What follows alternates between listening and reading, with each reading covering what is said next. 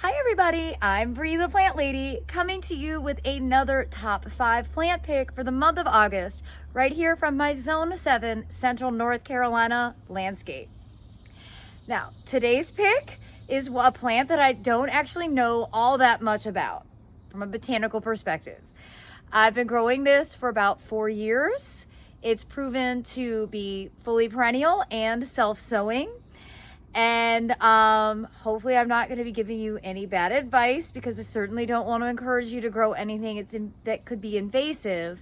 But for me, Job's Tears has actually been a pretty well-behaved grass plant that sets really interesting seeds that can be used for jewelry making. And actually, according to the internet, you can eat it, although I'm not sure how, because these seeds are so incredibly hard and I don't want you to like break a tooth.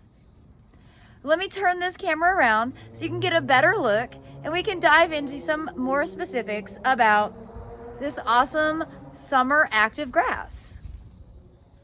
So first of all, I should acknowledge, in my attempt to get that shot that I just did, I totally messed up a writing spider's nest and I feel terrible about it, but I'm sure she'll make a new one. And she had attached herself to the Job's Tears. I've always called it Job's Tears, but today when I was looking it up, the spelling is J-O-B, not J-O-B-E. So I guess I've been saying it wrong. And you could see, you could see how it's in the Poaceae family. It's a grass. It looks a little bit like corn or sorghum or millet. I think it's probably closestly related to millet. And it sets an abundance of seeds. And the seeds are, like I said, they're really, really hard. So you can actually make jewelry out of these, which is something that I believe has been done for many thousands of years. Now, this is not a North American native. This is actually from Asia.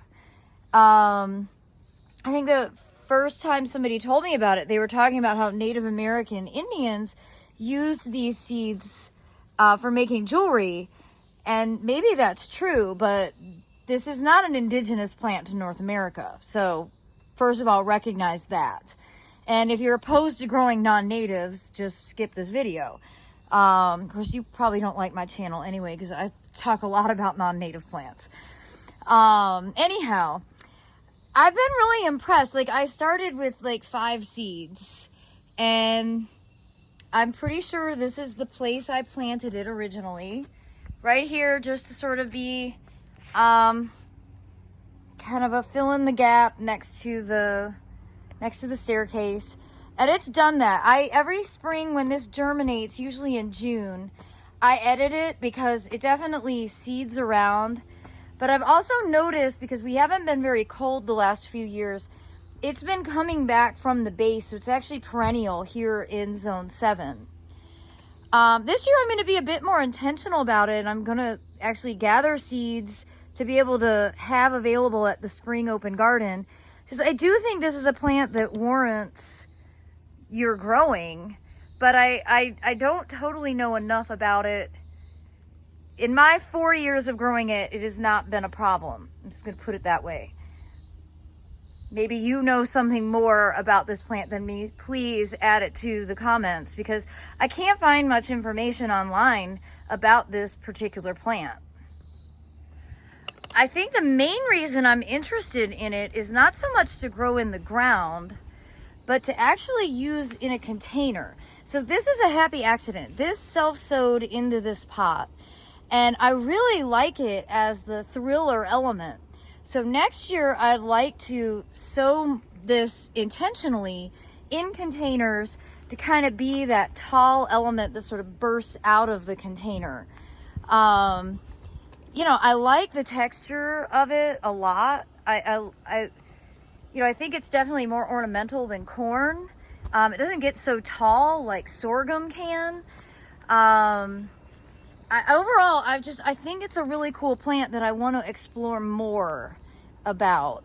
So I just hope that this video will inspire you to consider growing it, or maybe do a deep dive and try to try to find more information about it and share that information with me.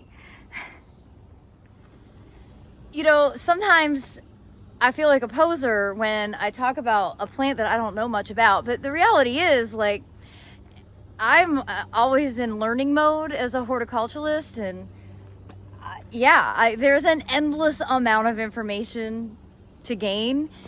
No one knows it all, and really, if you think you do, like, you're really doing a disservice to plants in general, because there's so many plants to learn about. But I am looking forward to diving more deeply into this. I have some long road trips ahead that I'm planning on just nerding out and learning as much as I can about this particular plant. And like I said, I hope you'll be inspired to do the same and maybe consider putting this on your 2023 must grow list. Well, tune in tomorrow for my final pick of the best plants for August in Zone 7. And as always, thanks so much for watching, everybody.